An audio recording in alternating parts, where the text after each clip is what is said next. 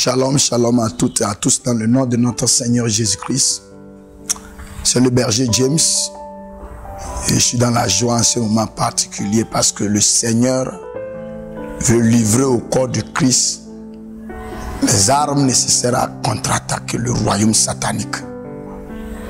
Et avant de pouvoir comprendre et recevoir ces armes et les utiliser, nous devons nous rapprocher parce que c'est dans sa présence qu'il y a transfert. C'est dans sa présence qu'il y a équipement. C'est dans sa présence seulement que nous pouvons manifester le déploiement. Prions. Saint-Esprit, nous voulons dans ces derniers temps être distingués des autres nations. Et cela sera possible seulement que par ta présence. Assiste-nous et manifeste ta gloire partout où nous serons. Afin que nous soyons distingués par les manifestations, la réalisation et l'accomplissement dans ces derniers temps. Merci au nom de Jésus-Christ. Nous avons exploré un thème important, comment neutraliser les armes sorcelleriques. Et la Bible nous a dit toute arme forgée contre vous sera sans effet. Avant de chercher à savoir si l'arme là aura l'effet ou pas, il va falloir savoir comment elle se forme. Dans la première partie, nous avons parlé de comment les armes sont forgées. Nous sommes allés à détailler les différents éléments que la sorcellerie utilise pour atteindre à la forge d'une arme. Un objet doit être intervenu là-bas, on doit utiliser un objet. Il y a une parole qui est nécessaire. Mais en vue de transporter l'arme là d'un lieu à un autre lieu, il va falloir l'intervention d'un esprit. L'esprit d'un animal ou l'âme d'un animal, d'un insecte volant si le lieu est loin, ou il travaille sur une localité. Et une fois que toi, la victime, tu arrives là-bas, tu es détecté et l'arme déclenche. Et dans cette dernière partie, nous allons parler de comment neutraliser ces armes-là. Si vous écoutez bien comment nous avons expliqué le montage ou la force de cette arme, on a parlé de la présence d'un esprit. Il va falloir l'âme d'un animal pour pouvoir rendre efficace cette arme. Automatiquement, ça veut dire que la victime doit être atteinte du point spirituel au point physique. Aussi longtemps que l'arme est constituée ou envoyée par un esprit, l'arme détonne dans son esprit, dans l'esprit de la victime, et ça se manifeste dans son corps. Donc ça veut dire que il y a une comparaison là-bas. L'esprit qui transporte l'arme là et l'esprit de la victime doivent être comparés. C'est comme ça que nous pouvons atteindre à neutraliser ces armes forgées contre nous. Autrement dit, si l'esprit qui a transporté cette arme-là arrive et trouve que l'esprit de la victime est inférieur à cet esprit-là, automatiquement l'esprit a l'autorité de se manifester. Donc c'est la comparaison spirituelle. Avant que cette arme soit neutralisée, tu dois regarder quelle est ta position spirituelle. Nous devons savoir que toute chose sur la terre ici est animée par un esprit. L'homme physique est animé par l'esprit humain. Et Dieu, en créant l'homme, lui a donné un esprit au-dessus de tous les autres esprits. L'esprit humain est supérieur aux anges.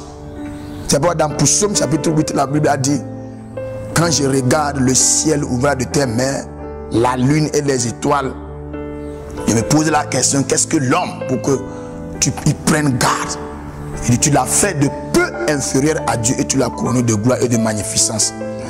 Ça veut dire que l'esprit humain, selon l'ordre et l'hiérarchie des esprits, vient tout juste après l'esprit de Dieu. Mais le problème est que l'homme n'a pas gardé cette position-là. Le moment que l'homme a décidé d'écouter la voix de Satan dans le jardin d'Éden et qu'il a mangé le fruit défendu, automatiquement, cette position-là est renversée. C'est pourquoi je dis que l'homme n'a pas chuté de la sainteté au péché. Ce n'est pas de la justice à l'injustice. L'homme a plutôt chuté de la position de Dieu et il est devenu humain. Une fois qu'il a chuté de cette position-là, son esprit est réduit, est revenu au bas de l'échelle. C'est pourquoi désormais, il peut se fier à n'importe quel esprit pour avoir secours auprès de lui. Donc en ce moment-là, l'esprit humain est inférieur à tous les autres esprits. Même l'esprit ou l'âme d'une poule peut commander l'esprit humain. Donc c'est en ce moment-là que l'arme peut être efficace. Alors, si nous voulons neutraliser ou rendre inefficace toute arme spirituelle, nous devons regarder la position de notre esprit. Nous devons chercher à ce que notre esprit regagne cette position-là que l'esprit avait auparavant. Et le moyen par lequel l'esprit peut retourner à cette position, c'est l'intimité avec le Saint-Esprit. La relation, l'intimité avec le Saint-Esprit.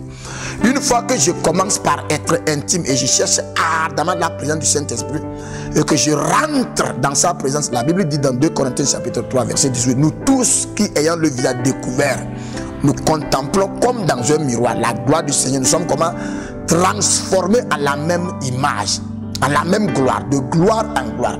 Alors la présence du Saint-Esprit dans ma vie a pour mission de restaurer la position de mon esprit, de ramener mon esprit à la position supérieure. Alors le moment que, étant intime, étant dans la présence du Saint-Esprit, mon esprit prend une position élevée. Lorsque cette arme-là arrive à mon niveau et l'esprit ou l'âme qui conduit l'arme-là trouve que mon esprit est supérieur, automatiquement il est rendu inefficace. C'est la position de mon esprit. Pour atteindre cette dimension, il va falloir ramener notre esprit sur le trône. Et cela se fera seulement lorsque nous serons intimes avec le Saint-Esprit. Il a fallu que je sois intime avec le Saint-Esprit pour que Satan, quelle que soit ses stratégies dans le désert de Jéricho, n'arrive pas à le tenter. Nous devons comprendre dans ces derniers temps le rôle que la présence du Saint-Esprit, la personne du Saint-Esprit, l'intimité avec le Saint-Esprit doit jouer dans notre vie. Ça n'a pas pour seulement mission de nous permettre d'adorer Dieu, de le louer, mais ça ramène notre esprit à une position où Dieu nous avait placé. Et cela nous permettra de dominer toute autre chose. Donc ce n'est pas prier contre les armes spirituelles qui sera efficace, mais c'est atteindre une dimension donnée où ton esprit est le major de cet esprit-là qui vient pour t'attaquer. Quand l'esprit-là vient trouver que c'est son esprit supérieur qui est là-bas, il ne pourra pas attaquer. Alors chrétien, dans ces derniers temps, Dieu fait appel à notre esprit de remonter sur le trône. Quand Christ est ressuscité avec nous, on est allé s'asseoir sur le trône avec lui. Donc, les dominations, les autorités, les trônes sont sous nos pieds. Et si nous marchons dans cette révélation, aucune arme ne pourra agir. Parce que derrière toute arme, il y a un esprit. Et pourtant, notre esprit est le supérieur.